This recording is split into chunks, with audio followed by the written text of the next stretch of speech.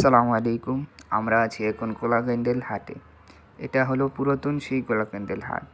এখানে নানা রকম জিনিসের মাঝে মিশে আছি আমি। আপনাদের নিয়ে যাব এখন সেই ছোট্ট শৈশবের মজার দোকানে, ছোট্টবেলার মজার।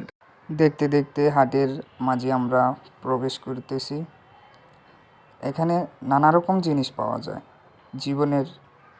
দৈনন্দিন জীবনে যা প্রয়োজন তাই পাওয়া যায় এখানে। দা, ছুরি, বটি, আরও আছে ঝাড়ু ইত্যাদি।